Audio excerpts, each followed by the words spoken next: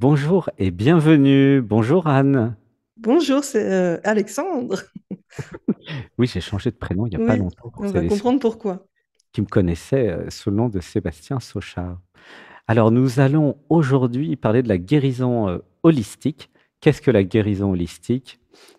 Comment s'aligner sur la guérison holistique? Alors, Anne est la créatrice du sommet de la guérison holistique que vous avez peut-être pu connaître.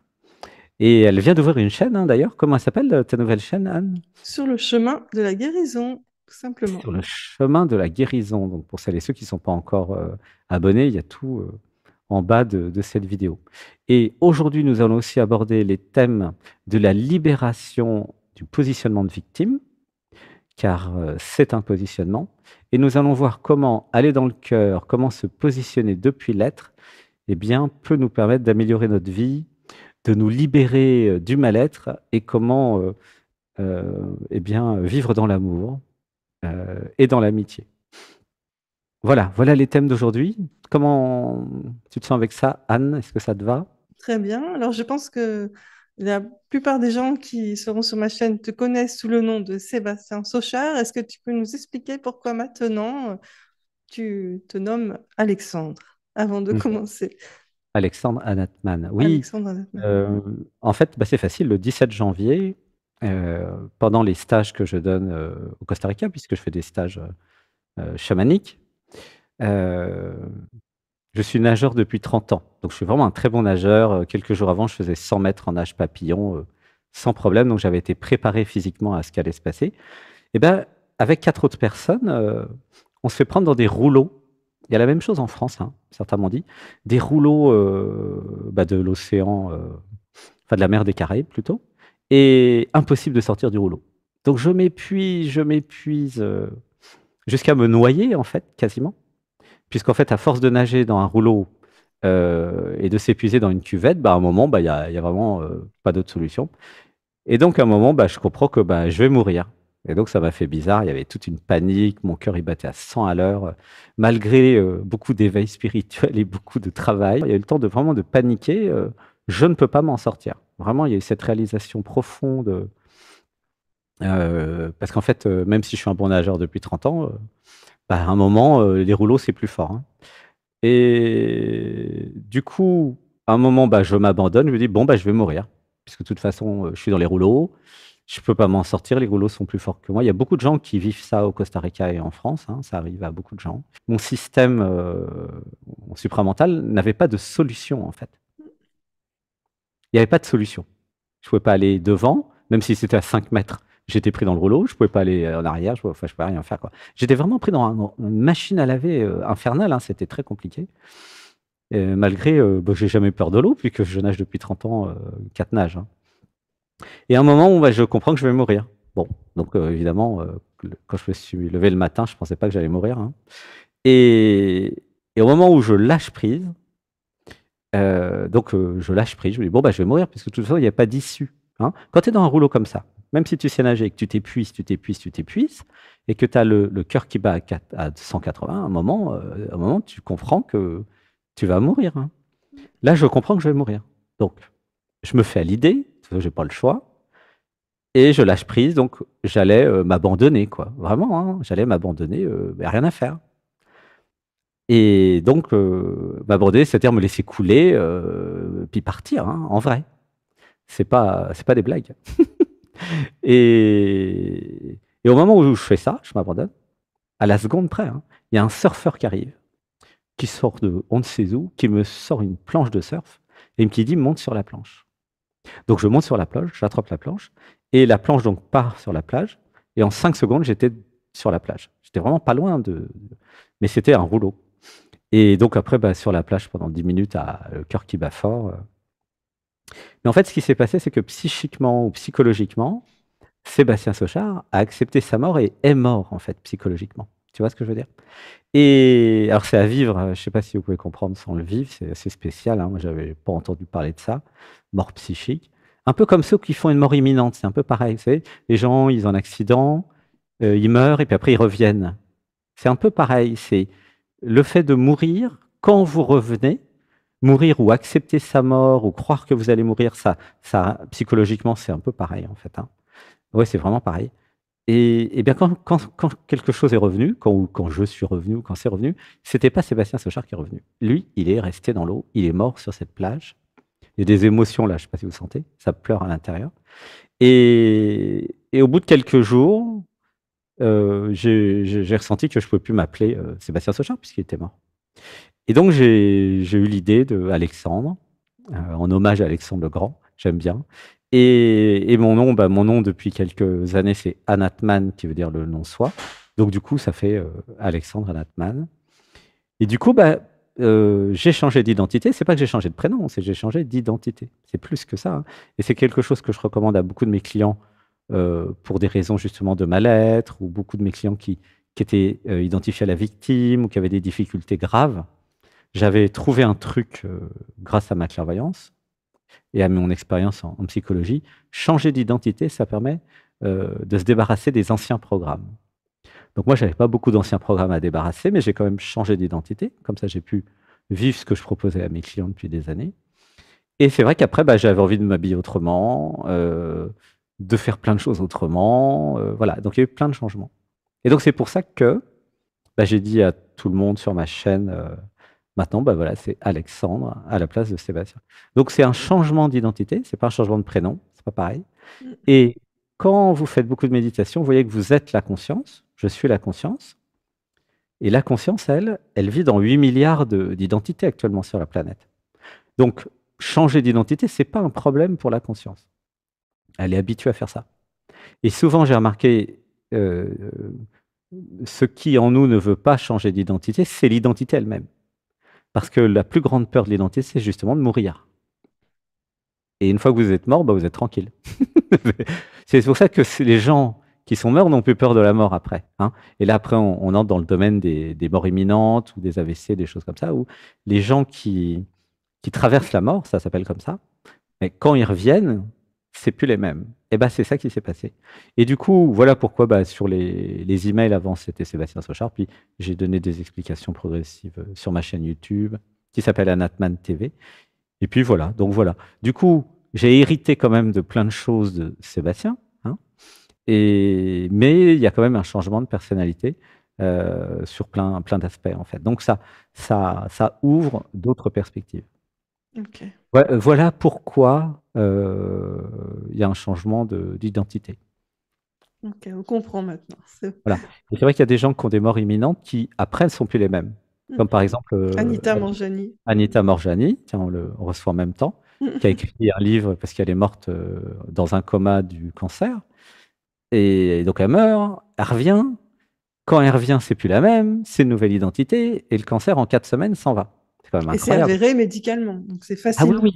Par les meilleurs hôpitaux de Hong Kong, je crois, dans les hôpitaux super modernes, hein. C'est pas un truc dans un boui-boui dans la savane. Non, non, non. Et ce que j'ai compris grâce à Anita Morjani, ce que j'ai vu son interview, et puis ses livres, c'est que c'est pas la même qui est revenue. De la même façon que moi, c'est pas le même qui est revenu d'ailleurs. Et j'ai compris aussi qu'il y avait un lien entre les maladies et l'identité. Et pour moi, c'est les traumas de l'identité, les blessures de l'identité, hein. Lise Bourbeau, elle appelle ça des blessures de l'âme, mais c'est pareil. C'est ces traumatismes d'enfance et ces blessures d'identité qui créent la maladie dans le corps physique. C'est pour ça que le thème d'aujourd'hui, c'est la guérison holistique. C'est-à-dire que beaucoup ont compris que je ne peux pas guérir mon corps physique si je ne guéris pas mon âme, si je ne guéris pas mes troubles d'enfance ou mes traumas. Et on va parler de ça aujourd'hui. Et voilà. Et donc, toutes ces expériences que j'ai vécues m'ont permis de comprendre plein de choses et donc de pouvoir partager. Et donc, je vous recommande bah, justement Anita Morjani, sa chaîne, ses livres, mais aussi Dr Joe Dispenza. Vous êtes vous êtes le placebo, hein, Mm. you are your placebo, vous êtes votre placebo. Et voilà, quand vous regardez toutes ces expériences et ces livres, vous comprenez que la guérison ne peut être que holistique en vérité. Mm. Tout le Voilà. reste, un petit peu une illusion momentanée, en fait. Quand on s'adresse qu'au corps physique, on peut avoir une illusion momentanée de guérison, mais à un moment ou à un autre, il va falloir s'occuper de ce qui a été occulté. exactement. Souvent, c'est un pansement sur une jambe de bois. Exactement. C'est la fameuse médecine, symptomatique. Mm, Je prends des médicaments pour enlever les symptômes, mais je règle pas le vrai problème, quoi. mm, Et peut-être que le vrai problème, il est dans l'inconscient, il est dans qu'est-ce qui m'est arrivé quand j'étais petite ou petit dans l'enfance. Il est pas, dans les symptômes, le problème, de mm. toute façon. Il est dans la source. Voilà. Alors, peut-être on peut commencer, Anne, c'est quoi pour toi la guérison, holistique? Qu'est-ce que c'est? Qu'est-ce qu'on entend par là? Quelle serait la définition de la guérison holistique? C'est une guérison, en fait, la seule, enfin, et après l'unique, j'ai envie de dire. C'est une guérison du corps physique, du corps émotionnel, du corps mental et du corps spirituel. Et donc là, on s'adresse aux quatre corps. Après, il y a peut-être d'autres corps dans d'autres traditions, mais on va faire les choses de manière simple, c'est ce qui est le plus pédagogique. Et en s'adressant aux quatre corps, on peut prétendre à une guérison réelle, parce que l'autre guérison, ce n'est qu'une rémission, en fait. C'est un leurre momentané. Une guérison sur le long terme, en fait, tu veux Oui, dire? réelle, en fait, profonde, parce que toute maladie nous appelle à une recréation de nous-mêmes, en fait, et à aborder les choses de manière multidimensionnelle. Et si on aborde les choses que sur un plan physique, on risque d'être déçu, en fait, tout simplement. Oui. Est-ce que, on pourrait donner une définition, tu pourrais donner une définition de qu'est-ce que c'est le corps mental, le corps émotionnel, que c'est quoi ta définition? Le corps émotionnel, en fait, ça va être toutes les émotions qu'on peut garder en soi et qu'on ne transmette pas. Et c'est important de les faire passer par le corps, tout simplement, parce que le corps est le récipient de toutes nos émotions qu'on entasse et qu'on ne transmette pas. Donc, au bout d'un moment, il ne peut plus fonctionner normalement. Et le Mmh. mental, ben, ça va être les croyances limitantes qui il y a plein de croyances limitantes sur la guérison et sur nous-mêmes qui peuvent nous bloquer dans notre processus de guérison. Donc, c'est important aussi de libérer tout ça. Et spirituel, ben, ça va être de se libérer des croyances limitantes, des voiles de conscience qui nous bloquent dans notre plein épanouissement spirituel. Mmh. Et le corps, mental, qu'est-ce que c'est? C'est les croyances, en fait, pour moi. Mmh. OK. Limitantes. La somme des programmes, moi j'appelle ça Ouais, programme programme. dans mon univers, Mm. programme inconscient en fait, conditionnement. Mmh. Alors pourquoi je me suis intéressée à tout ça, en fait, c'est parce que mes parents sont décédés du cancer tous les deux. En fait, mon père a eu un cancer du larynx quand j'avais 8 ans et je ne pouvais plus me cacher derrière l'idée que le cancer, ça arrivait qu'aux autres, la maladie, ça arrivait qu'aux autres. Une forme d'inconscience qui nous permet finalement de vivre un petit peu tranquillement. Et en fait, dès 8 ans, j'ai pris conscience que la maladie, ça n'arrivait pas qu'aux autres. Et en plus, je suis tombée sur des romans, je sais pas pourquoi il y a des gens qui écrivent des romans comme ça pour les enfants. Il faudra m'expliquer. En fait, un roman où c'était une jeune, une gamine qui avait un cancer des os, qui était une danseuse. Et moi, avec mon hypersensibilité, j'ai lu ce roman. Et en fait, j'ai dit à ma mère, mais j'ai peut-être avoir un cancer des os, en fait, tu vois. Mmh. J'avais plus cette idée que ça arrive qu'aux autres. Et ça m'a en fait terrorisée tout simplement, et engendrer ce qu'on appelle l'hypocondrie, c'est-à-dire la peur d'avoir une maladie, parce que finalement, mes parents étant malades, me disaient pourquoi pas moi. Donc j'ai Mmh. eu besoin de trouver des réponses. Pourquoi ils sont tombés malades? Pourquoi on tombe malade? Et c'était indispensable pour moi, pour mon bien-être, ma sérénité. Donc j'ai Mmh. cherché, j'ai trouvé, et j'avais besoin de comprendre pourquoi ma mère était tombée malade, pourquoi mon père était malade. Et voilà, en trouvant les réponses, voilà, je suis sortie de cette hypocondrie. Peut-être que d'autres qui nous écoutent connaissent ça aussi. Mmh. Et voilà, en reprenant le pouvoir et la conscience de pourquoi on tombe malade. Parce qu'au début, on se dit, oui, ça arrive qu'aux autres, on est tranquille. Après, on prend conscience que ça n'arrive pas qu'aux autres. Et en troisième point, on comprend que nous sommes créateurs de notre santé aussi bien que notre maladie. Voilà, c'est Mmh. un peu le processus par lequel je suis passée. Et du coup, tu as découvert, pourquoi ils sont tombés Oui, malades? oui, oui, tout à fait. Ah d'accord. L'un comme C'est l'autre, j'ai eu besoin de comprendre et j'ai compris. OK. Les Et traumas, OK. C'est secret ou on peut en parler un on peu peut en ou? parler, oui, oui, Ah ça c'est j'ai intéressant, l'autorisation. OK. Ah, c'est intéressant de pour donner un exemple en fait, Mm, hein, mm, mm. de, qu'est-ce qui a pu générer, ses stress et puis du coup qui a amené ça. Mm. Donc, tu peux nous dire qu'est-ce qui s'est passé? Pourquoi Donc oui, mon père dans ces était médecin, informations? en fait. Il est tombé malade d'un cancer du larynx. Quand il a fait ses études de médecine, en fait, il était persuadé d'avoir toutes les maladies. Donc il y avait l'hypocondrie qui était déjà là, un petit peu là dans la Ah oui. famille. Mhm. Et après, il y avait beaucoup de non-dits chez lui, une fermeture complète au niveau émotionnel. Donc là, je suis vraiment émue de le partager parce que je sens profondément que j'ai l'autorisation de le faire Mhm. par rapport à lui et qu'il est heureux de transmettre cet enseignement, en fait. Mhm. De complètement bloquer ses émotions, ça a favorisé, ça a même engendré la formation de son cancer du larynx. Et les Mhm. non-dits, en fait, parce qu'il voulait partir du couple qu'il faisait avec ma mère. Il ne s'en est pas autorisé par rapport à ma naissance, enfin, Mhm. des tas de choses. Donc Donc, il y a eu de la culpabilité aussi, j'ai l'impression. culpabilité, ouais, ouais, tout à fait. Mhm. Mm. Pour mon Ah oui, là, père, il y a c'est... beaucoup d'émotions en fait, Mm. parce que ça fait comprendre peut-être à tout le groupe, Oui. ça peut parler à beaucoup. C'est Mm. comme si, ce que je ressens, c'est que le fait de ne pas pouvoir vivre les émotions, de tout garder pour soi, de s'empêcher l'expression, bah, ça a créé le cancer à Ouais. l'endroit où justement, il aurait dû Ça ne s'exprimer. parle La race, pas. Mm. la parole. Mm. Mhm. Et Ah là, oui. vraiment, c'est pour moi, c'est très fort de le partager aujourd'hui parce que Mhm. je ne l'ai jamais fait et je sens pleinement l'autorisation de le faire. Parce que mon père, c'était quelqu'un quand même de très spirituel, malgré le fait qu'il soit formaté par les études de médecine. Donc, je suis heureuse de pouvoir transmettre cet enseignement. Et Mhm. ma mère, en fait, c'était lié à un traumatisme d'abus sexuel qu'elle a vécu dans son enfance par rapport à quelqu'un qu'on avait obligé d'être prêtre et qui était frustré sexuellement et qui l'a abusé, Mhm. qu'elle s'est sentie victime, elle n'en a jamais parlé parce qu'à l'époque, ben, les Mhm. victimes d'abus sexuels, au lieu d'en parler, elles se sentaient coupables d'avoir Mhm. peut-être favorisé cet abus. Et donc Mhm. voilà, tout, euh, ça a favorisé cette putréfaction, je dirais ça, dans le corps. Mhm. Mm. Et là, ça résonne aussi chez moi, puisqu'en fait, on n'en a jamais parlé tous les deux. Mais mon père aussi est mort d'un cancer du cavum, qui est très proche du larynx. Et effectivement, c'est aussi le manque d'expression, les non-dits. Il était vietnamien. Et donc, c'était une famille où on ne parlait pas, on ne devait pas exprimer ses sentiments, un peu à l'asiatique, hein, tu vois ce que je veux dire? Mm. Euh, donc bah oui, ça résonne, ça crée aussi des émotions ici. Il n'y a pas de hasard, hein. Et on n'a pas du tout préparé Non. ce que nous canalisons.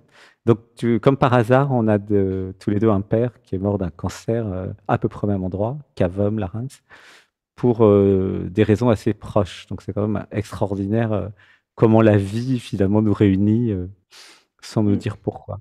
Et Donc, parfois, en fait, je veux juste ajouter, pour des personnes qui n'osent pas exprimer ce qu'elles ressentent, il suffit des fois, parfois, de verbaliser hmm, simplement et pour que la maladie se calme, en fait. Parce que la maladie, elle est là pour hurler ce que nous ne disons pas et c'est notre corps qui hurle à notre place. Donc, des fois, hmm, il suffit de parler tout simplement pour que les choses se remettent en ordre. hmm. Oui, c'est le fameux le mal a dit. Oui, tout à fait. Mal qui a dit, le mal qui s'exprime. Mm. Oui, il y a un livre comme ça sur Jacques les Martel. maladies, hein, de Mm. 600 pages ou 900 pages, un gros Mm. livre. Dis-moi ce que tu as, je te dirai pourquoi. Ah, Donc Michel Odoul, ouais. voilà, un livre très très très connu Mm. qui parle de ça. Et du coup, bah, c'est bien. Alors on va pouvoir, maintenant qu'on a bien posé le débat de pourquoi la guérison holistique, je pense que c'est quand même assez clair, hein. Maintenant, on va pouvoir parler de euh, certaines personnes qui parfois peut-être se victimisent, qu'elles soient malades ou pas d'ailleurs. Système de victimisation, euh, comment sortir, d'où il vient. Et ensuite, bah, restez avec nous, on parlera aussi d'amour, comment, comment aller dans le cœur, comment changer de positionnement. Alors peut-être le sujet suivant, c'est justement le positionnement.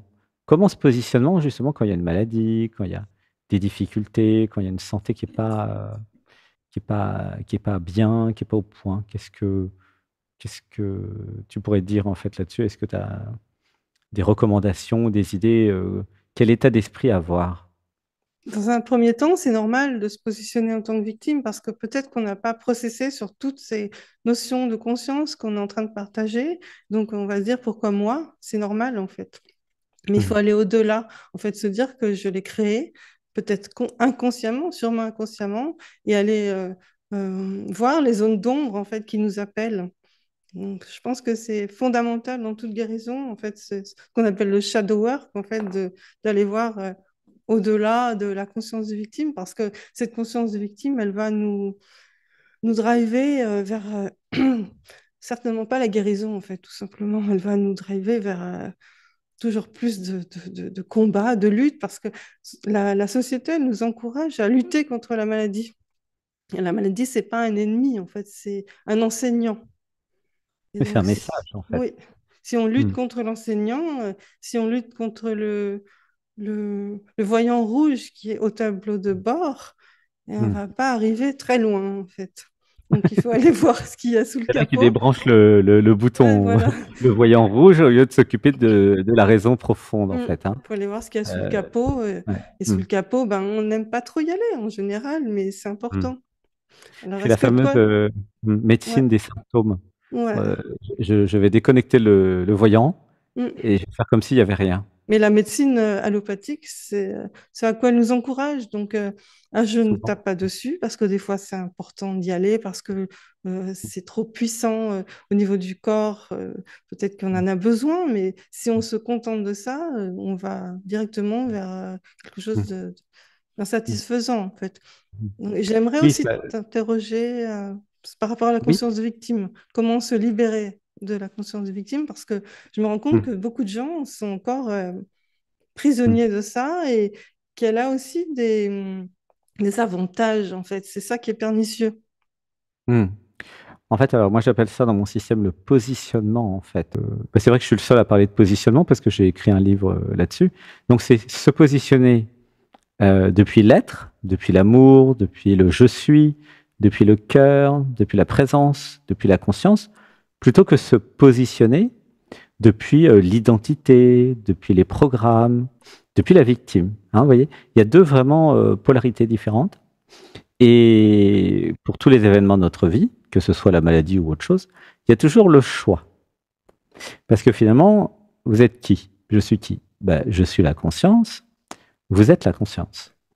Et vous n'êtes pas l'identité, et vous n'êtes pas les programmes.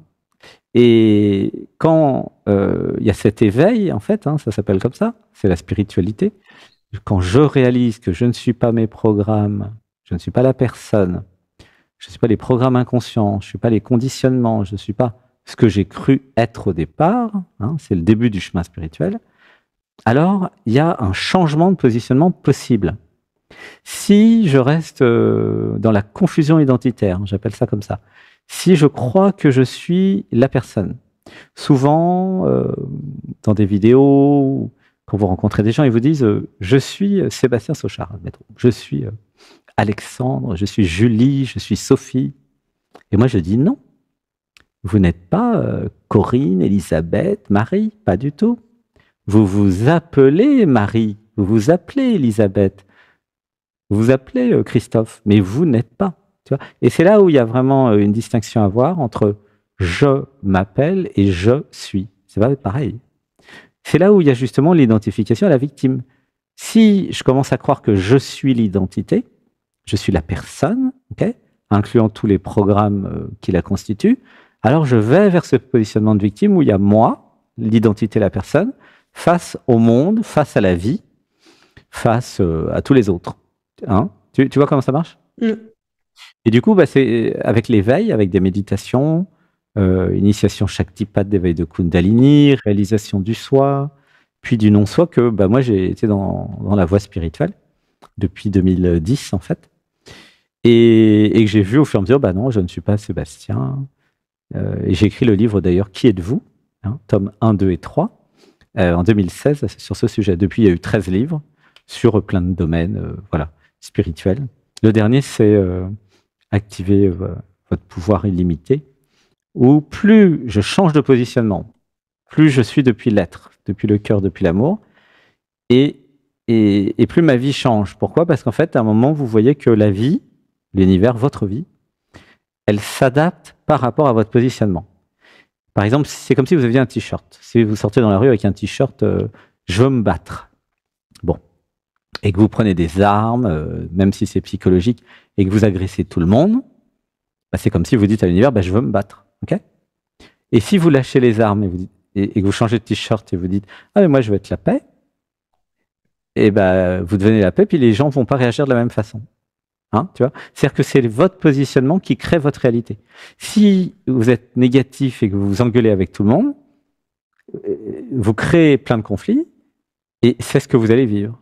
Si vous êtes, alors je dis pas de se laisser envahir et puis de pas avoir son territoire et de poser ses limites. Au contraire, posez vos limites.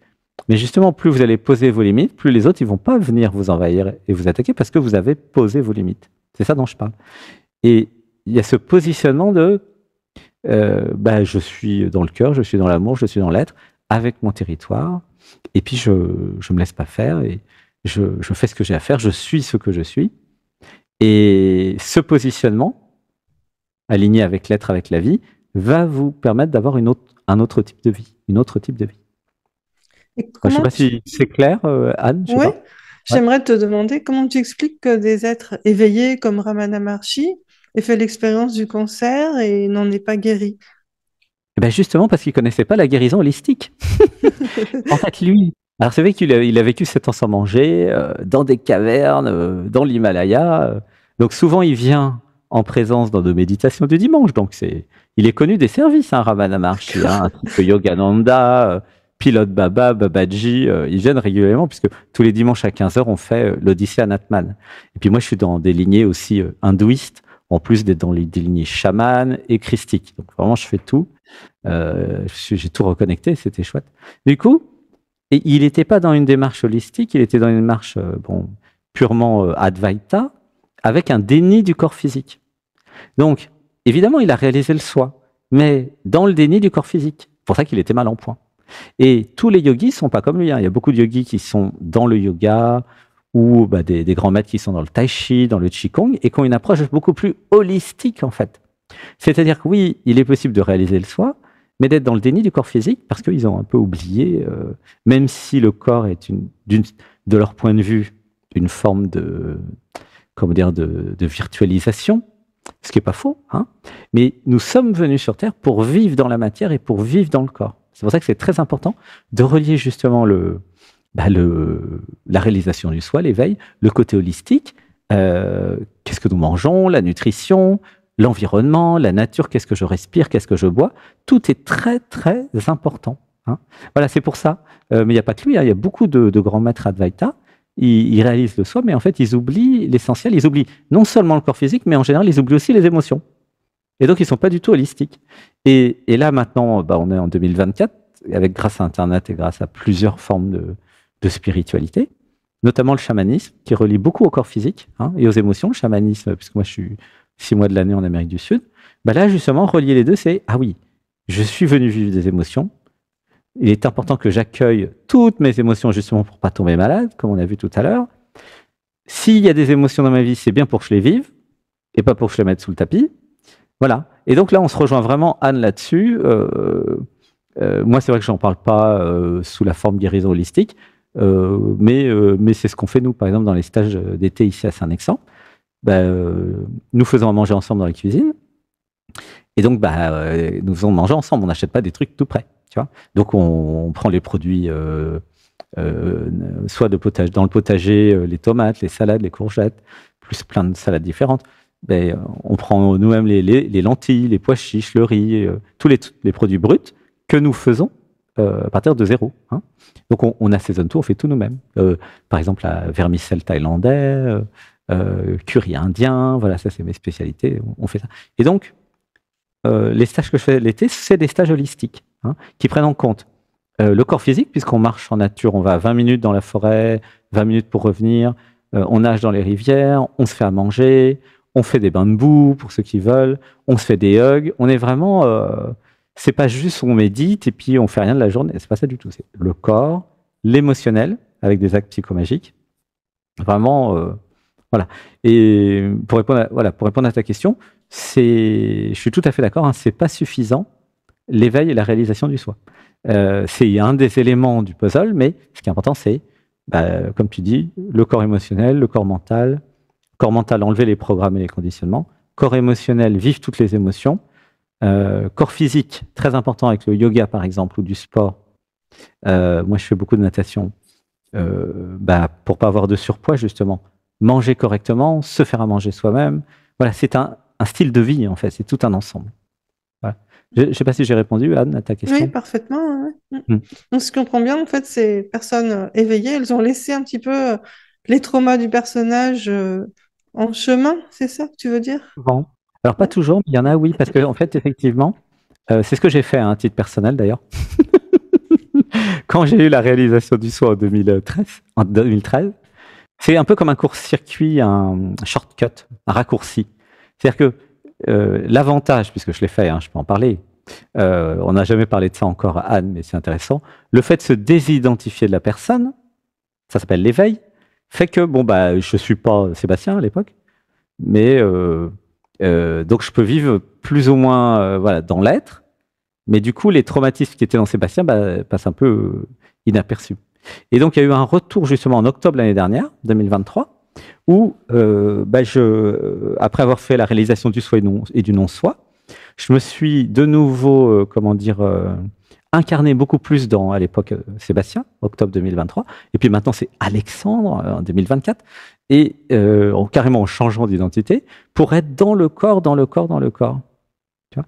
Donc, oui, ça peut être une fuite, l'éveil spirituel, tout à fait, hein, pas tout le temps, hein, mais ça peut être une fuite si, justement, il n'y a pas cette globalisation, cette compréhension holistique et multidimensionnelle, donc, de notre réalité. Hein. Mais effectivement, donc je me soigne, là ça va bien, hein, je m'occupe beaucoup du corps, je m'occupe beaucoup des émotions, là je suis très émotionnel maintenant, par rapport à avant, et je vis pleinement l'identité relative, donc j'appelle ça le relatif, et l'absolu. Donc je suis pas dans l'un ou l'autre. Alors c'est vrai que l'Advaita, Ramana Maharshi et beaucoup de choses en hindouisme, c'est je vais dans l'absolu, je vais dans l'absolu, je vais dans l'absolu. Et quand, par exemple, certains maîtres Advaita, vous leur dites, oui, mais mon enfant, il est mort. Ils disent, ah, mais c'est pas grave. Ils disent des trucs comme ça. Hein. Ils disent, c'est parfait. Ah, Ça peut c'est être extrêmement violent, en fait. c'est horrible, c'est Ouais. très choquant. Et alors que l'humain dit, bah oui, j'ai besoin de pleurer, j'ai besoin d'être triste, j'ai besoin de vivre la perte d'un être cher. Et donc, c'est vrai que je suis en opposition de ce point de vue-là avec l'Advaita qui est beaucoup trop violent. L'Advaita, c'est la non-dualité. C'est la réalisation que, alors avec beaucoup de méditation, hein, que nous sommes dans un grand jeu vidéo, en fait, quelque part, et que tout ce que nous vivons là est irréel du point de vue de l'absolu. OK ? Ce qui est pas faux. Hein. Donc c'est la non-dualité, c'est voir que tout ça c'est pas vraiment vrai. Ce qui est vrai. Par contre, ce que j'ai découvert et ce que je vis, c'est que je suis venu dans cette réalité pour vivre le relatif. Donc dans mon discours, il y a toujours les deux choses. Il y a l'absolu et le relatif. Le relatif, c'est l'identité de la personne, donc le personnage, et donc ça c'est important de le vivre avec les émotions. Et l'absolu, c'est l'être, la vie, la conscience que nous sommes. Alors il y en a qui vont dire ouais mais c'est paradoxal parce qu'il dit faut vivre le relatif ou faut vivre l'absolu finalement? Eh bien, les deux, mon capitaine ou ma capitaine. C'est-à-dire vivre pleinement le relatif, donc vivre la personne, les besoins de la personne, les besoins d'affection, de sexualité, d'amour de la personne, tout en se rappelant, oui, mais je suis aussi l'absolu. Alors que dans la société matérialiste, ils ont oublié l'absolu. Et dans la société justement Advaita qui est trop quelque part trop perché, eux, ils ont oublié le relatif. Et donc, mais qu'est-ce que ça veut dire holistique? Ça veut dire prendre en compte l'ensemble, hein, on est d'accord, Anne? Oui. Et ce que je fais sur ma chaîne, dans mes émissions, hein, que ce soit Dialogue avec nous le dimanche 20h ou les méditations et même le troisième œil le samedi, c'est prendre en compte toutes les parties. C'est là où, avec Anne, finalement, on se rejoint vraiment bien. On est vraiment très en face, c'est que il n'y a pas de raison d'oublier la moitié du bébé, quoi. Tout à fait. Hein. Et effectivement, il y a des voies spirituelles très perchées où ils oublient le corps. Et c'est pour ça qu'ils ont des cancers, ils ont des maladies, même chez des grands maîtres tibétains. Hein. Vraiment, ils oublient une grande partie de la réalité. Et là où j'en suis avec tout ce que j'ai vécu, parce que j'ai quand même vécu beaucoup de choses, j'ai écrit tout dans 13 livres, mais c'est que c'est important de vivre l'ensemble. Mais par contre, ne pas être que dans le relatif. Hein, il y a des gens, ils sont que dans le matérialisme, dans le relatif. Ils ont oublié l'être divin, donc ça, c'est pas bon. Et ceux qui sont que dans l'absolu et qui ont oublié le relatif, c'est pas bon non plus. Les deux sont très violents, en fait. Et les deux sont déconnectés de la réalité. Tu vois ce que je veux dire? C'est-à-dire que si je suis que perché, tout est parfait, même si l'enfant il meurt, ben non, c'est pas parfait. Et si je suis que dans le relatif, ah, c'est horrible. Non. Et le positionnement dont je parle, c'est bien comprendre le positionnement depuis le cœur, depuis l'être, depuis l'absolu en fait, mais en même temps, le positionnement depuis le relatif. Le cœur, c'est l'unité. Et je dirais, c'est le cœur qui va résoudre tout, puisqu'on va arriver sur notre sujet du cœur. Mais il y a un point à comprendre, c'est que quand je suis perché dans l'Advaita, dans la non-dualité, dans tout ça c'est une illusion, ce qui n'est pas faux, du point de vue de l'absolu. Je fuis mon émotionnel. Voilà, je fuis tout. Mais pas que l'émotionnel et le corps. Je fuis la jouissance et la souffrance. C'est pire, hein. C'est pas que l'émotionnel. Hein. Il y en a beaucoup, ils fuient l'émotionnel, mais ils fuient aussi la souffrance et la jouissance. Du coup, ils s'emmerdent, ils disent la vie c'est chiant, il n'y a rien à faire ici. Bah, c'est parce qu'ils vivent pas, en fait. Dans le relatif, vous avez la jouissance et la souffrance qui sont très importants. Et vous pouvez pas avoir la jouissance sans la souffrance, parce que c'est le même mécanisme, en fait. Et il y a beaucoup de gens, ils se coupent de tout, donc ils n'ont pas la jouissance et ils n'ont pas la souffrance. Et ils s'ennuient. Et ils disent, ah, la vie c'est nul. Mais dès que vous commencez à être un être sensible, ce que vous avez toujours été, en enlevant les programmes, les conditionnements, vous devenez hypersensible, vulnérable. Vous pouvez avoir des grandes jouissances et des grandes souffrances et avoir beaucoup d'émotions. C'est là où je vais et j'amène tout mon groupe, hein, puisqu'on fait des stages à Saint-Nexan là-dessus, pour se libérer et pour redevenir, alors moi j'appelle ça normal, entre guillemets, en tout cas humain, c'est-à-dire être capable de vivre tout ce qu'il y a à vivre. Et la souffrance ne nous détruit pas, en fait. Elle commence à nous détruire au moment où on la refuse, en fait. Est-ce que tu es d'accord avec ça? Non, je parle vraiment émotionnel. Je pensais que tu pensais Non, parlais de la douleur physique. non, Alors moi, du tout. j'ai pas vécu beaucoup de douleurs physiques en fait. Hein. Donc je peux pas trop répondre. C'est pas mon expérience. Hein. J'ai eu un peu mal au dos il y a quelques années.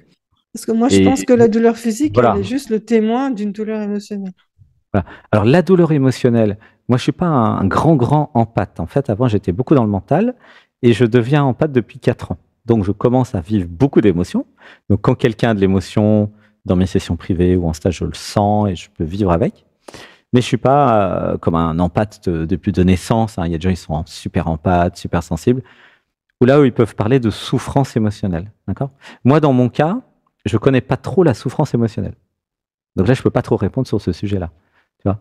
Je suis pas assez encore. J'ai pas souffert émotionnellement pour pouvoir, en parler vraiment. Tu es un être à part, alors. Je peux pas répondre à tout. Je peux répondre que sur mon expérience. Okay. Voilà. Mais quand je sais pas, je sais que je sais pas, par contre. Hein. Mais je sais, par contre, qu'il y en a qui savent, comme par exemple Véronique Rogrenil, qui est une amie, qui a une chaîne et qui aide beaucoup les gens à se reconnecter leur émotionnel. Elle doit certainement pouvoir parler de souffrance émotionnelle. Okay. Donc peut-être toi, tu peux en parler de la souffrance émotionnelle, peut-être. Oui, moi j'ai connu vraiment des états extrêmes, en fait, où on pense se briser, on pense mourir, tout simplement. Où à ce moment-là, on a l'alternative, où on évolue, où on meurt, tout simplement. On arrive à ce carrefour-là. Ah ok, oui, c'est des crises émotionnelles intenses, de dissolution de l'identité. Moi, c'est ça que je perçois. Hein. Ouais. Moi, et on va pouvoir parler après de l'amour, moi, ma voie d'éveil, ça a été de dissoudre mon identité dans l'amour, et non pas dans la souffrance. Alors, je dis pas que j'ai pas eu quelques chagrins d'amour quand même, en 97, voilà, quand j'étais plus jeune. Mais moi, mon chemin, ça n'a pas été dans la souffrance et la douleur. Ça a été dans l'amour. Mais ça fait le même effet, au sens où ça dissout l'identité. Bah alors justement, j'ai envie de rebondir là-dessus parce que j'ai l'impression que l'humain, en fait, il attend quand même d'être acculé à une souffrance extrême avant de vouloir s'éveiller. Pourquoi? Alors, c'est une bonne question. Ça dépend des humains. Par exemple, moi, je suis pas du tout comme ça. Oui, mais tu es à part. Hein. Je sais pas. Mais avec mon supramental, j'essaye de projeter pour souffrir le moins possible. Donc, je suis pas du tout comme ça. C'est-à-dire que j'essaye, mais je n'ai pas dit que j'y arrive tout le temps, mais j'essaye avec le cerveau, le néocortex préfrontal, hein, c'est ça les humains par rapport aux animaux, d'essayer de réfléchir un peu, si je vais dans cette direction, qu'est-ce qui va se passer, quoi. D'accord ? Mais c'est vrai que dans beaucoup de mes clientes, et de clients, mais j'ai beaucoup de clientes, il y a beaucoup de souffrance et il est possible d'avoir cette impression que je ne comprends que si je souffre. Ok? C'est une impression. C'est pas tout le monde, heureusement. Pourquoi il y a cette impression? Parce que pour beaucoup d'humains, c'est la souffrance qui va faire réagir et la douleur. D'accord? Et s'il n'y a pas beaucoup de souffrance et de douleur, il y a tout un système de fuite, d'auto-sabotage qu'il faut. Oh, mais ça va, j'ai de quoi manger, j'ai assez d'argent sur mon compte, j'ai un chéri, une chérie, on s'entend à peu Ça va près. moyen, mais Il y a un ça commerce, passe. il y a un commerce de besoins. Je donne de l'affection contre de l'argent, on partage machin, on a des enfants, enfin il y a plein de trucs, commerce de besoins, ou tu vois, il y a plein de trucs, voilà. C'est et puis bon voilà, c'est du moyen, c'est du tiède, et puis après beaucoup de gens s'ennuient. Donc C'est Khalil Gibran qui dit la souffrance, c'est cette potion amère que prescrit le médecin pour votre moi malade afin de le réveiller. J'ai pas vraiment la citation exacte, mais on n'est pas loin de ça, quoi. alors ouais, pour beaucoup ça peut être vu comme ça, hein, c'est Mm, pas faux, d'accord. Mais je voudrais pas que tout le monde croie que c'est la seule solution. mm, C'est pour ça que c'est ça. je suis pas totalement en accord, au sens où il y a des gens comme moi, il y en a des millions, hein, qui peuvent évoluer sans souffrir. Vraiment, hein, j'en suis la preuve et je suis pas tout seul. C'est-à-dire que c'est ce que je propose dans mes méditations et dans tout ce que je fais en stage, c'est pourquoi souffrir alors que vous pourriez très bien avec votre cerveau comprendre déjà, qu'il y a des conditionnements qui vous amènent droit dans le mur et que vous pourriez très bien faire un peu de méditation, du yoga et vous arrêter avant d'aller en burn-out. Tu vois, c'est possible ça quand même, non? Il y en a qui arrivent. Pourquoi je ferais pas justement la guérison holistique, avoir une vision holistique du monde et de la vie? Comme ça, je change mon style de vie, je mange pas n'importe quoi, je vois pas n'importe quoi, pas d'addiction, pas de cigarette, pas d'alcool, pas de cannabis, et puis je vis une vie saine, tu vois. Il y a pas forcément besoin de souffrir. Ce que j'ai remarqué, par rapport pour répondre profondément à ta question, c'est que beaucoup de gens ont des programmes, j'appelle ça comme ça, des programmes inconscients ou des conditionnements, qui forcent les gens à souffrir et à être malades. Et en chamanisme, ils appellent ça des entités. Pour moi, j'appelle ça plutôt des programmes. Ça veut dire quoi? Par exemple, typiquement, quelqu'un qui fume. Hein, il fume parce qu'il y a un programme d'autodestruction. Pourquoi il y a un programme d'autodestruction dans l'inconscient? Moi, j'ai vu des centaines de clients, donc je peux en parler. Parce que je ne m'aime pas. Pourquoi je ne m'aime pas? Mais parce que maman m'aimait pas, papa m'aimait pas, personne s'est jamais aimé dans cette famille. Je ne sais pas ce que c'est que l'amour. Ok? Bon, bah, c'est normal, le môme, il s'aime pas, comment tu veux qu'il s'aime, il sait pas ce qu'on parle. Du coup, il y a tout un mécanisme inconscient, et c'est ça que j'enlève dans les stages et dans la clairvoyance, mécanisme inconscient, d'auto-sabotage, de je ne m'aime pas, je mérite pas d'être aimé, qu'est-ce que je fous sur Terre, je m'autorise pas la jouissance de la vie, c'est tout un ensemble, et il est possible de se déprogrammer. J'ai fait une belle vidéo là-dessus sur ma chaîne YouTube. Activer votre pouvoir illimité. On mettra le lien en description. Une vidéo qui fait prendre conscience que, 1, il y a des programmes. 2, ils se font passer pour moi. 3, si je gobe et que je les écoute, je vais dans le mur. Alors, aller dans le mur, c'est peut-être boire 2 verres de vin par jour, fumer des cigarettes, ça peut être fumer du cannabis, ça peut être plein de trucs. Hein. C'est accepter des relations toxiques, ne pas s'aimer, voilà. C'est un ensemble de programmes. Moi, je suis ingénieur en informatique à la base. Hein. Je suis informaticien, ingénieur en informatique, donc je vois le monde de façon systémique, comme si c'était des programmes, en fait. Tu vois, j'appelle ça comme ça. Et donc, c'est bien les programmes que nous avons dans l'inconscient, qui ont été créés pendant l'enfance, qui nous amènent à faire des choses qui ne sont pas dans notre intérêt. Donc, ça peut être une addiction, ça peut être un auto-sabotage. Ça va au-delà de juste se ronger les ongles. Ça peut être avoir un accident de voiture, manger des choses toxiques, garder une relation toxique, ça peut être plein de choses. Alors en Amérique du Sud, en fait, les chamans, depuis des milliers d'années, ont des technologies, hein, que ce soit avec le son ou avec des plantes sacrées d'ailleurs, pour justement voir les choses de façon holistique. Hein, puisqu'en fait, dans l'Amazonie, ils ne sont pas dans le mental comme nous, ils ne sont pas dans cette matrice. Voilà, c'est un peu différent. Hein. Du coup, j'ai appris plein de choses. Et puis toi aussi. Et tu peux nous parler un peu de ton chamanisme? Comment tu interprètes alors les technologies chamaniques? Qu'est-ce que tu fais?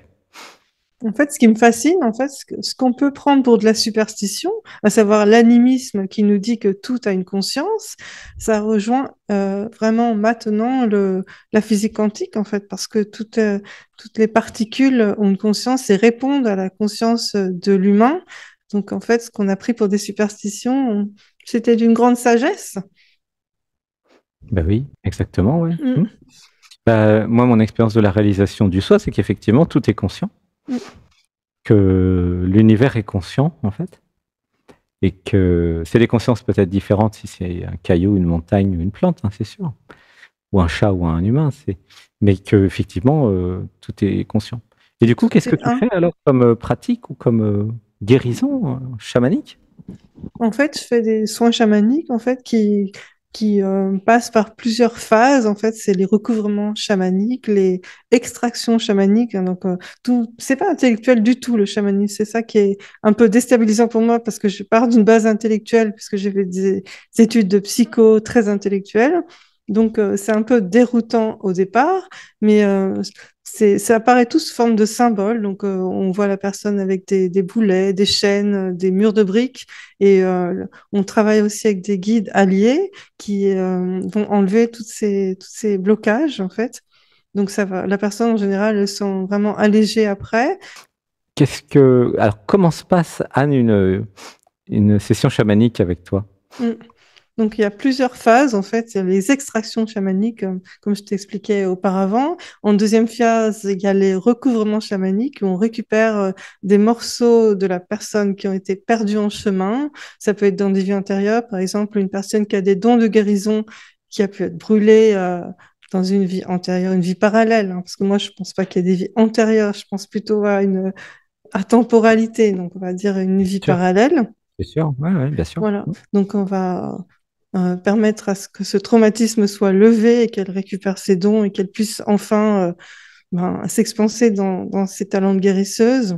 Donc là, c'est le recouvrement. Ça peut être aussi au niveau de l'enfance ou de l'intra-utérin, parce que souvent, ce qu'on remarque en chamanisme, c'est qu'il y a des refus d'incarnation. Des refus d'incarnation, souvent, qu'on voit au niveau de l'intra-utérin, de l'enfance, donc avec des symptômes en fait de déconnexion, de difficulté de passage à l'action. Donc on va corriger tout ça.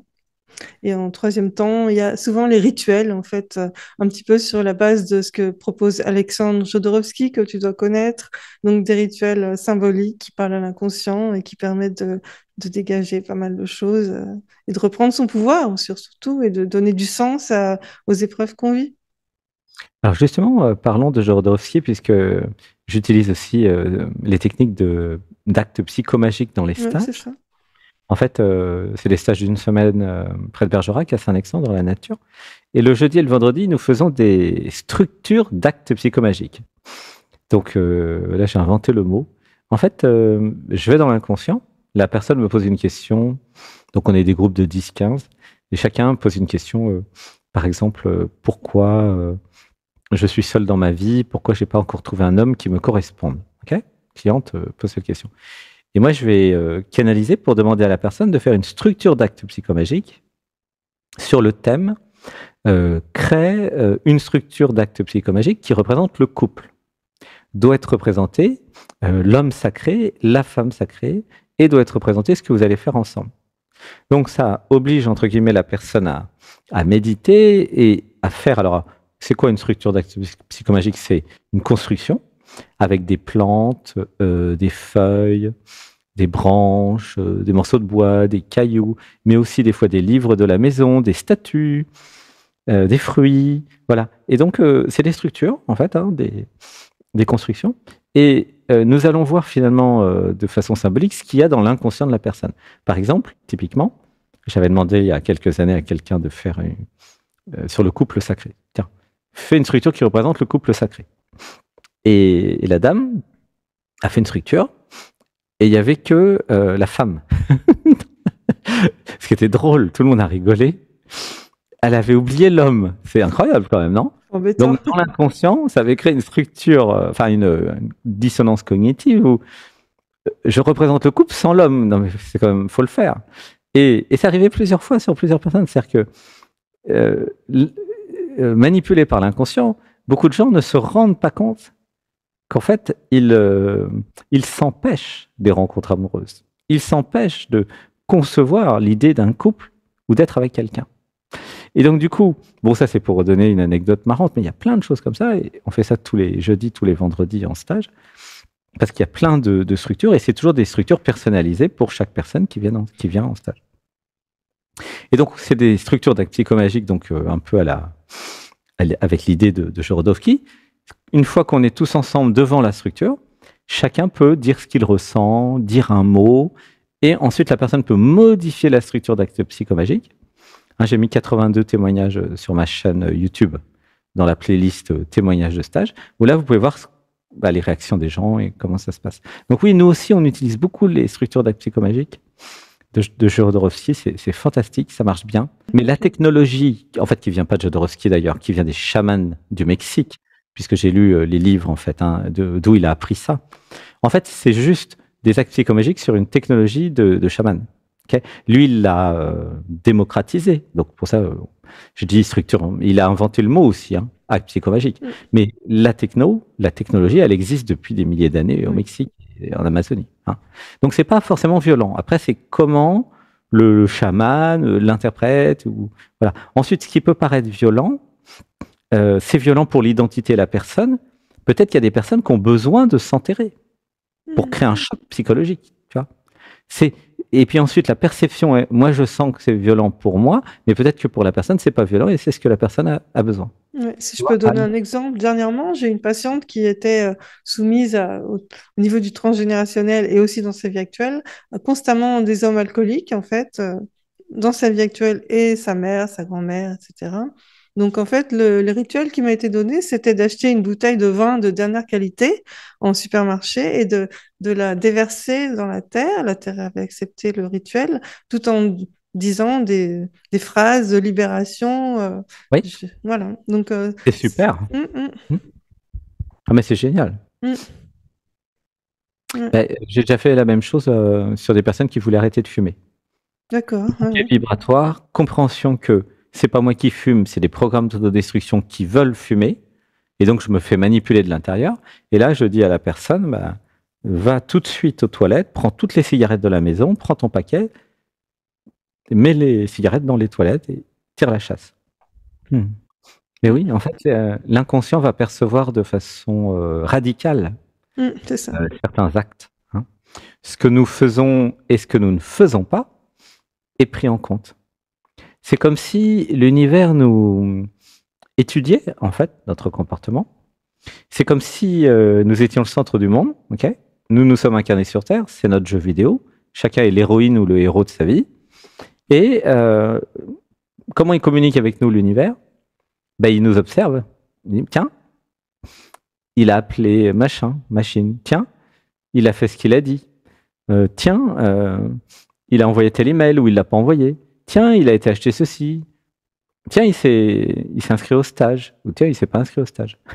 Tiens, il fait les méditations du dimanche. Tiens, il fait ceci. Il a pris une session. Et tout ça, ça compte. Puisqu'en fait, l'univers, après, il s'adapte et dit, ça maintenant, là... Par exemple, quand nous partons en vacances, on dit, tiens, où on va aller ? Au moment où on décide et on prend le billet, eh bien, nous y sommes déjà. C'est ça qui est fantastique. C'est-à-dire qu'après, une fois que tu as décidé, tu as ton esprit qui imagine et qui crée déjà la réalité. Je ne sais pas si tu vois ce que je veux dire. Oui. Par exemple, quand tu as une intention de faire quelque chose avec quelqu'un, l'intention est confirmée et les choses se font. Les lignes de temps bougent, en fait, c'est pourquoi pas mal de gens s'inscrivent des fois à des formations, ils n'ont pas l'argent pour payer les mensualités, ils mettent le pied à l'étrier et après l'univers se réorganise en fonction de notre intention et l'argent arrive. Alors que si on ne s'était pas inscrit, on aurait peut-être eu moins d'argent que si on s'était inscrit. Et c'est important de souligner, je pense. Parce qu'il soutient notre évolution en permanence et il est constamment alerte et aware, comme dirait, je ne sais plus quel acteur là. Van Damme. Ouais. Oui, c'est exactement ça. C'est-à-dire que c'est l'histoire de la première marche. Nous voyons ça en stage souvent. Imaginez, vous avez un escalier, il y a 10 marches, ok ? Mais tant que vous n'avez pas été sur la première marche, c'est ça. Personne ne sait si vous voulez vraiment monter l'escalier, hein. Mm. Et vous allez la première marche, bon, ok, vous sentez d'une certaine façon, vous allez monter la deuxième marche, monter la troisième marche. Et puis en fait, c'est comme si à chaque fois que je suis sur une marche, l'univers va créer la marche du C'est ça. dessus ou d'après.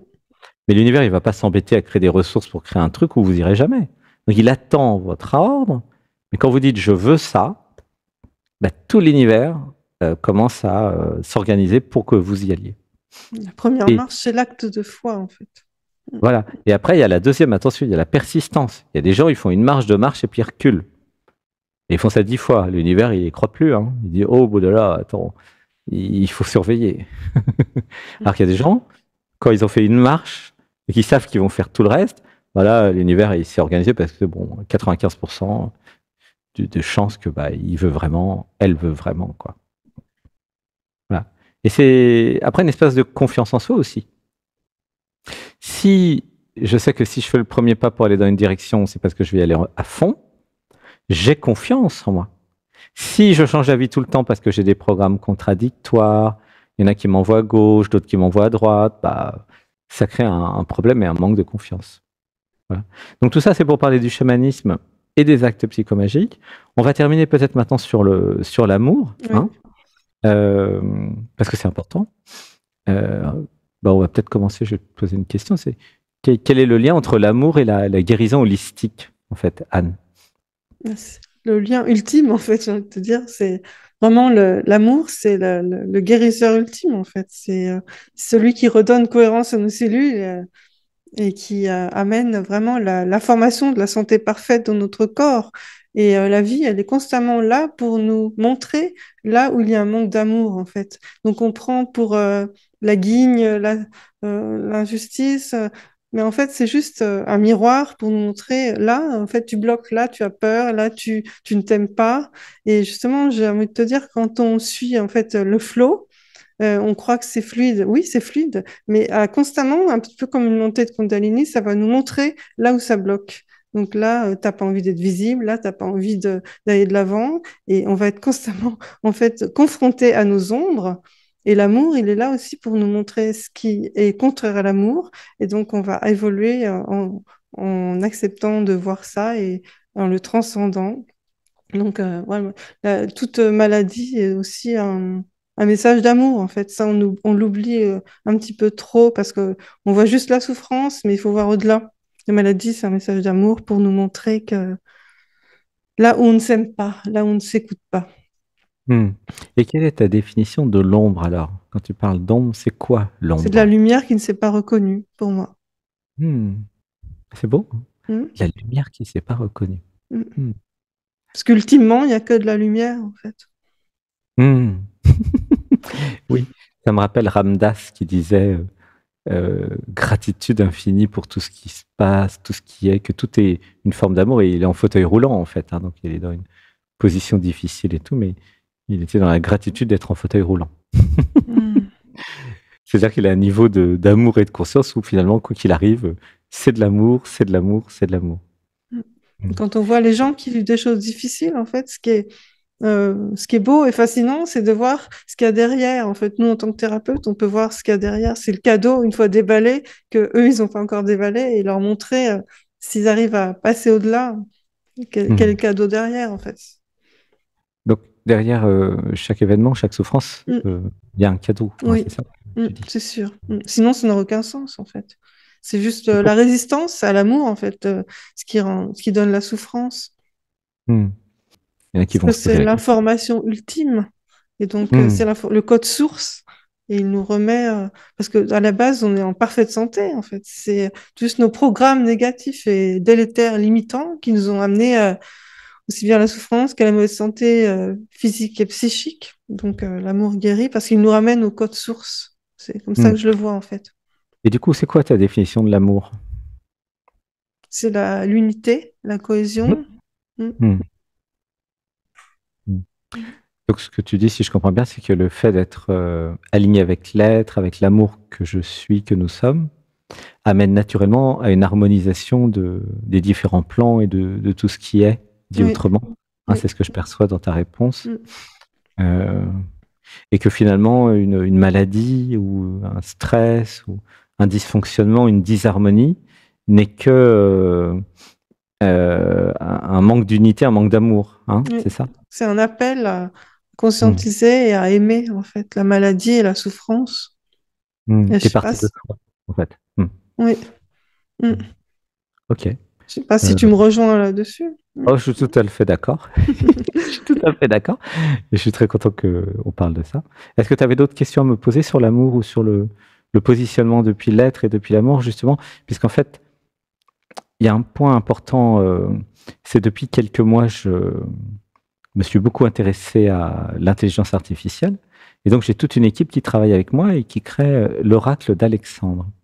Et par rapport à ce que tu viens de dire, l'oracle d'Alexandre, c'est un rapport, en fait, de 13 pages qui explique comment se positionner depuis le cœur, depuis l'être, depuis l'amour, par rapport à se positionner depuis la victime dont on parlait tout à l'heure, ou se positionner depuis l'ego, les programmes. Et en fait, j'ai pu mettre tout ce que je sais, hein, mes livres, dans ce rapport.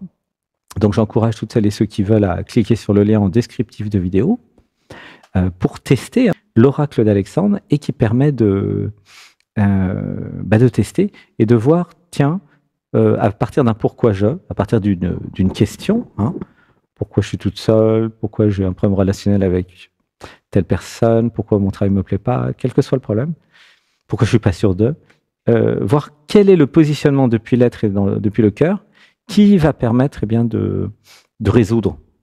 Alors que si je garde le positionnement depuis l'ego, les programmes, eh bien, je vais voir ce que ça va faire. Hein. Et toi, tu as essayé, Anne, je crois, l'oracle d'Alexandre. Comment t'as perçu? Non, j'ai testé, j'ai été vraiment émue et bluffée, en fait, j'ai envie de te dire, parce que c'était d'une justesse chirurgicale, je sais pas comment dire. C'était vraiment, Précise. ça résonnait dans le plus profond de mes cellules, en fait. Donc, Mm. ouais, ça m'a énormément aidé Mm. par rapport à une question que je partagerai pas forcément ici, mais ça a été Mm. vraiment puissant. Mm. C'est sûr qu'avec une vraie question, vous avez des vraies Oui, réponses. voilà, c'est ça. Tu m'avais dit que c'était Et, important de poser une vraie question, pas oui, poser une oui. question depuis l'ego qui se, Mm. qui se retranche derrière un petit peu des protections, mais vraiment une question qui vient du cœur. Mm. Bah, je l'ai fait aussi, moi, l'oracle d'Alexandre, et j'ai pleuré à l'intérieur quand j'ai reçu la réponse. Mm. Donc ça marche vraiment. Il y a un côté effectivement un peu magique. Oui, puis il y a Euh, le tirage aussi que tu as fait avec les lames de tarot, donc c'est d'une mm, justesse. mm. Mm. Oui, le hasard n'existe pas. Mm. J'ai découvert ça. C'est pour ça qu'il y a le yiking, qu'il y a le tarot. Et en fait, vous posez une question et je tire avec mes équipes 3 cartes du tarot par rapport à la question. Effectivement, là, je l'ai fait encore avec ma maman tout à l'heure. Et waouh, c'était c'était incroyablement aligné et précis. Je vous encourage à tester pour vous faire votre avis, hein. C'est vraiment fabuleux. Et donc j'ai développé en fait une intelligence qui permet avec toutes mes équipes de répondre très rapidement à votre question. Voilà, donc testez, comme ça vous verrez les réponses et vous ferez votre idée. Et ça c'est que le début, puisqu'en fait sur 13 pages, je donne les réponses et en général, les personnes, j'ai beaucoup de témoignages de personnes qui pleurent avec les réponses, hein, qui sont touchées. Mais j'ai aussi inventé un autre truc qui s'appelle l'histoire de votre vie. Ah oui. Donc une fois que vous aimez voilà ce que je fais, vous pouvez aller plus loin. Et là, j'ai déjà plusieurs clients qui m'ont écrit leur histoire. Hein. Qu'est-ce qui leur est arrivé entre 0 et 20 ans? Donc quel trauma d'enfance?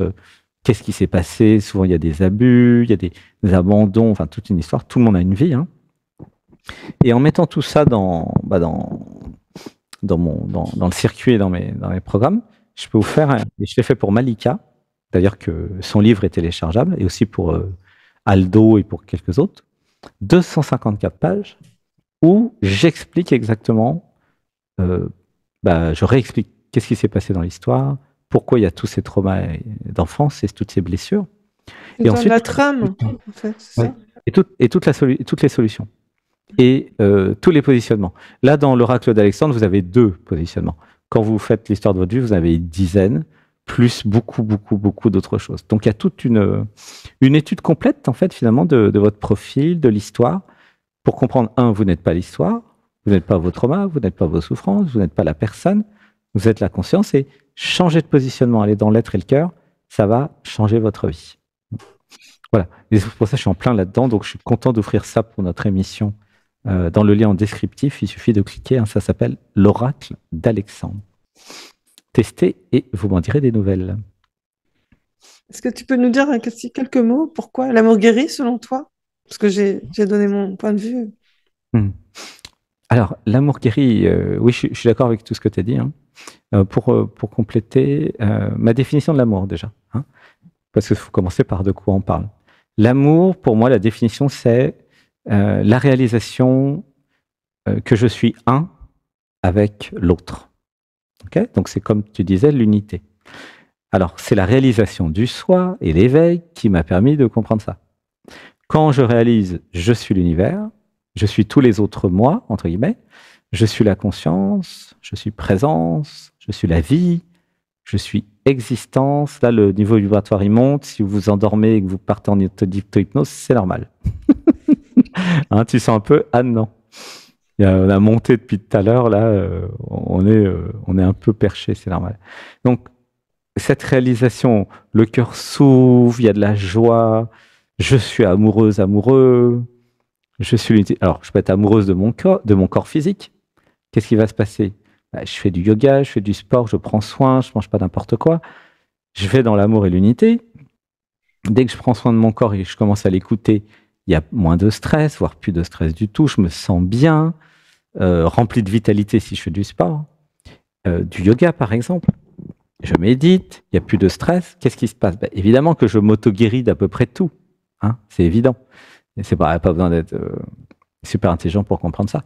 Donc, parce que je suis heureux, amoureux, dans l'amour, dans la réalisation que je suis l'unité, parce qu'il n'y a plus, alors toi tu disais zone d'ombre, mais moi je dirais il n'y a plus de dissonance, il n'y a plus de désharmonie.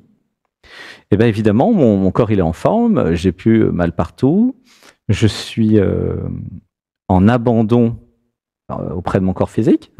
J'aime mon corps physique, je le respecte, je l'écoute, je m'abandonne à lui. Il a envie de dormir, il a envie d'aller aux toilettes, il a envie de ceci. Et du coup, je favorise le bien-être et évidemment la santé. Voilà. Moi, je dirais ça plutôt comme ça. Mais ça amène... Alors, si nous lisons Dr Joe Dispenza et Anita Morjani, ça peut amener vers des guérisons miraculeuses. Donc, mais par rapport au groupe, là, et tout mon groupe de fans sur ma chaîne YouTube, moi, je parle plutôt de nous amener vers la pleine santé. Voilà. Mais c'est vrai que au bout du processus, il y a, pour certains et certaines, des potentielles guérisons, ça c'est sûr. Voilà. Donc c'est pour ça que ça guérit, c'est-à-dire qu'en fait, ce que nous sommes, à la base, n'est pas malade. Et nous sommes l'unité. Tu vois ce que je veux dire, Anne? Oui. La question, pourquoi? Il faut répondre à qu'est-ce que je suis? Je suis quoi, en fait? Si je ne suis pas l'identité, je ne suis pas la personne, je ne suis pas les programmes, je ne suis pas les conditionnements, je ne suis pas les entités chamaniques, je ne suis pas tout ce bazar-là, qu'est-ce que je suis? Je suis la conscience, je suis l'être, je suis la présence, je suis la vie, je suis l'intelligence. Je suis ça, je suis cela. Et même après, avec le non-soi, c'est cela. Et ce qui est n'a pas besoin d'un je ou d'un moi pour exister. Bon, ça c'est après, je ne vais pas vous embêter avec ça. Mais une fois qu'on va vraiment aussi loin, il y a une harmonisation de l'ensemble. Et puis la vie, par principe et par nature, recherche la vitalité, recherche l'harmonie et un état d'homéostasie, je ne sais plus quel est le terme exact, Oui, c'est ça. qui amène vers l'équilibre. En fait, la nature recherche, alors le corps physique, et la nature recherche en permanence son équilibre. Et donc, c'est l'équilibre, c'est égal la santé, la guérison. Voilà, pour répondre. Et la nature, c'est l'unité. C'est le 1.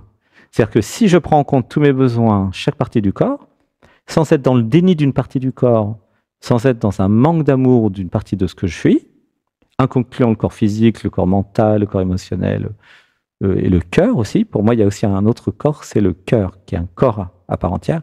Moi, je parle de corporel, tu vois. Il y a corporel, il y a émotionnel, mais moi, je parle de corporel souvent dans ce que je parle, dans ce que je dis dans mes émissions. Donc, il y a cet aspect de corps corporel, je dirais, qui fait que, mais oui, mais je suis amour. Et je suis vraiment d'accord avec toi, je te dis un peu différemment, mais on dit la même chose. Les zones d'ombre, en fait, effectivement, c'est une zone de manque de conscience, pour moi. C'est juste un manque de conscience, manque d'information, manque d'amour, en fait. Parce que l'amour égale la conscience, égale l'information, Ouais. égale l'intelligence.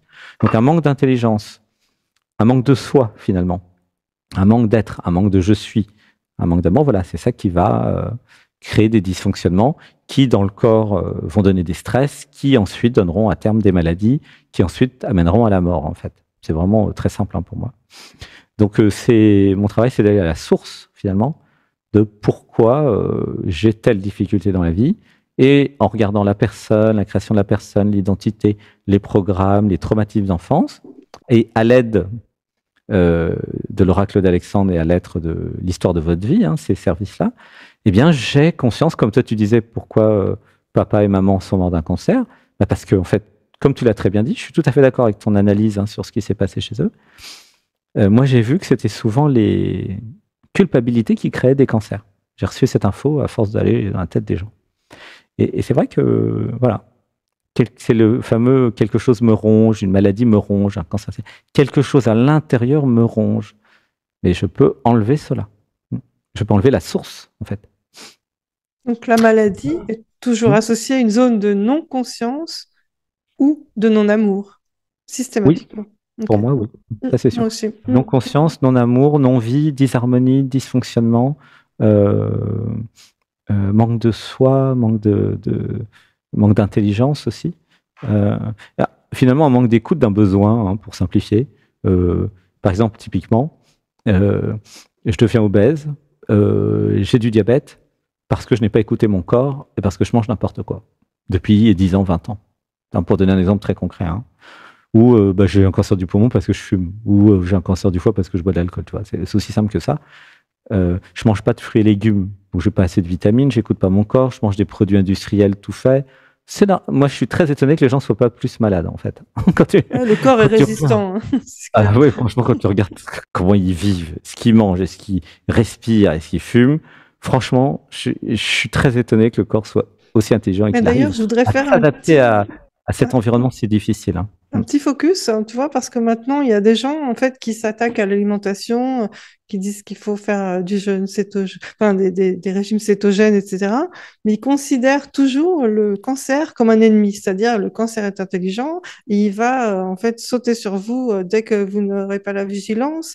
Et en fait, on reproduit un petit peu les mêmes schémas que dans la médecine allopathique, mais version jeûne et euh, naturel, en fait. Et Mhm. moi, je trouve que c'est un piège, parce que Mhm. le cancer n'est pas un ennemi. Et je voudrais, en fait, t'entendre là-dessus aussi, parce que je pense qu'il y a vraiment Mhm. une voie d'illusion là-dessus. Mhm. Oui, je suis d'accord. Je suis tout à fait d'accord et je peux t'expliquer pourquoi. C'est parce qu'en fait, ce qui compte, c'est pas de faire tel ou tel jeûne. Ce qui compte, c'est est-ce que je suis identifié à l'ego et à la personne et donc à la victime ou pas. C'est juste ça. Si, du point de vue, il y a beaucoup d'ego spirituel d'ailleurs. C'est pas parce que vous avez spiritualisé votre ego que vous êtes plus intelligent. Je suis désolé de dire ça comme ça, mais l'ego, alors il peut être artistique, chef d'entreprise, spirituel, mais ça reste l'ego. C'est-à-dire l'identification à une personne, à une identité qui n'est pas vous. Donc vous pouvez très bien rajouter des jeunes spirituels, tout ce que vous voulez, et puis c'est pas ça qui manque. Non, c'est pas ça qui manque. Et bah oui, ça fait comme tu dis, une autre matrice, un autre programme et une autre forme d'enfermement. Ouais, je suis d'accord.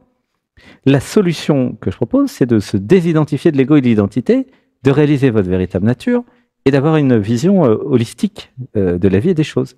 Et là, non pas depuis la perspective des programmes, mais du cœur et de l'unité et de l'amour, vous allez bien voir que euh, c'est le cœur, un peu comme disait Saint-Exupéry, c'est seulement avec le cœur que vous allez bien voir, en fait. C'est-à-dire que c'est depuis le cœur et l'amour que vous allez voir, ok, ça c'est bon pour moi, ça c'est pas...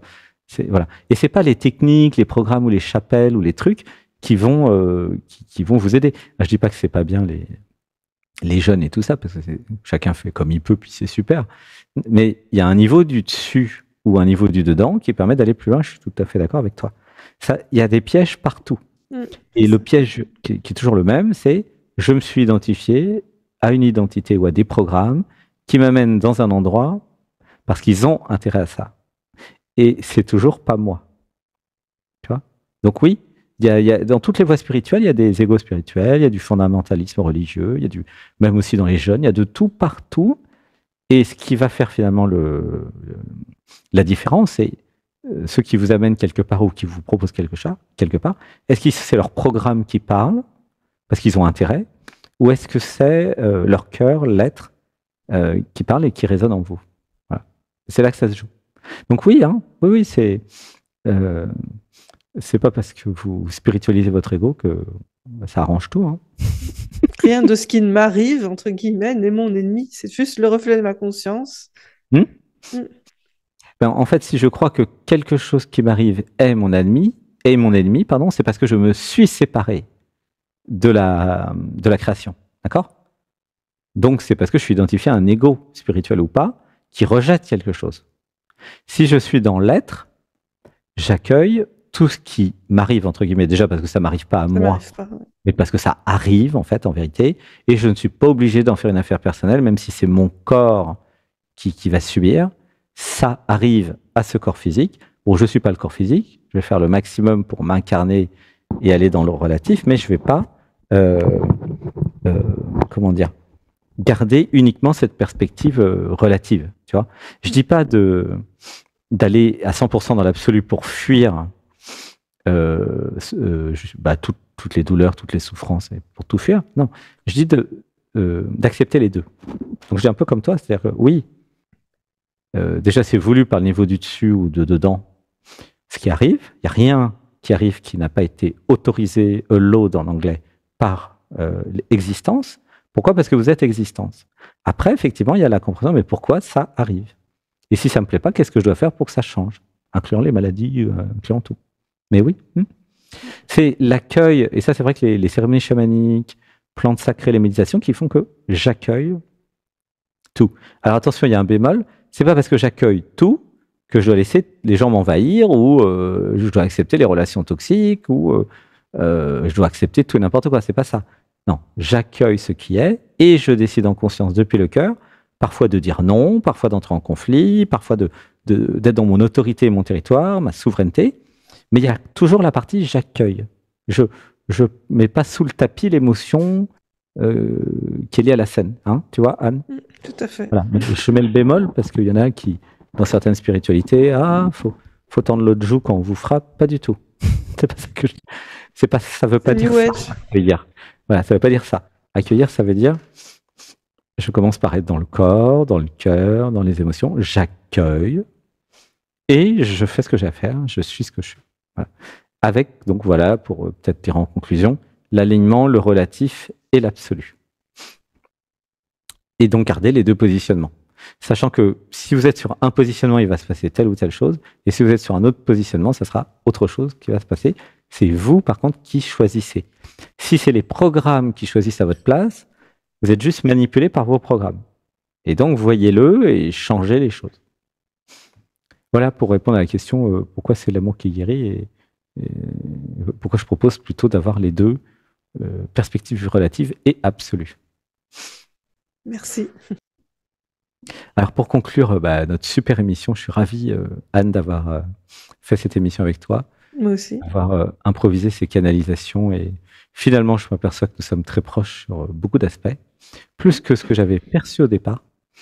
Donc vraiment je suis ravi. J'ai eu beaucoup d'émotions dans l'émission parce que c'était aussi une émission de guérison, hein, quand on a parlé des cancers des parents. Et voilà, donc c'était vraiment, vraiment chouette. Je suis contente d'avoir pu m'exprimer sur tout ce qu'on a dit sur le côté holistique, hein, pourquoi c'est important. On a aussi parlé des spiritualités qui oublient des morceaux, hein, comme l'Advaita, la non-dualité par exemple. Ou le New Age. Ou le New Age, ou plein d'autres trucs qui oublient des morceaux. Voilà. Moi, on est vraiment en phase là-dessus de voilà, être holistique, c'est-à-dire ne rien oublier. Voilà. Donc ça, c'est vraiment, vraiment chouette.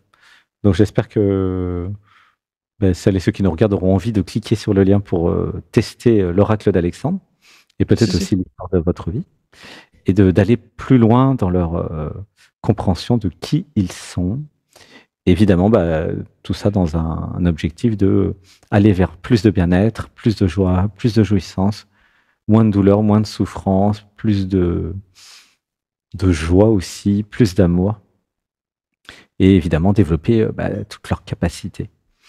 Donc je suis ravi et puis j'espère qu'on en fera d'autres, en fonction des thématiques, hein. Avec Heu, plaisir.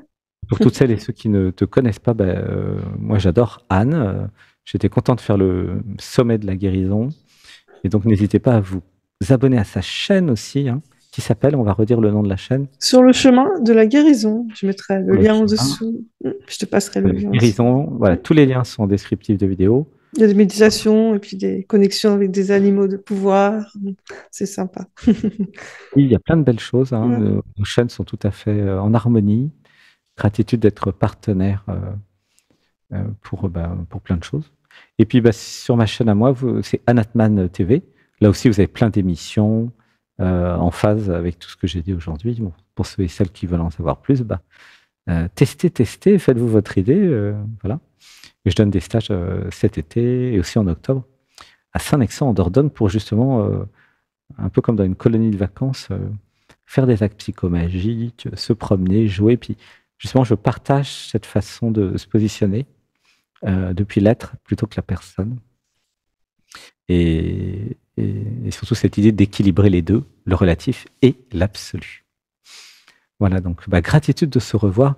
Moi, mes émissions, c'est le dimanche à 15h, un atelier qui s'appelle l'Odyssée Anatman.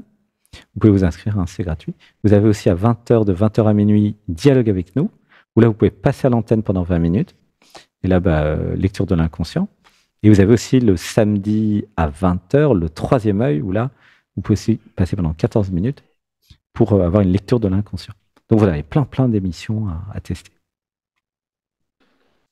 Merci beaucoup, Anne. Merci, Alexandre. Merci beaucoup. Et toi, comment tu as vécu cette émission?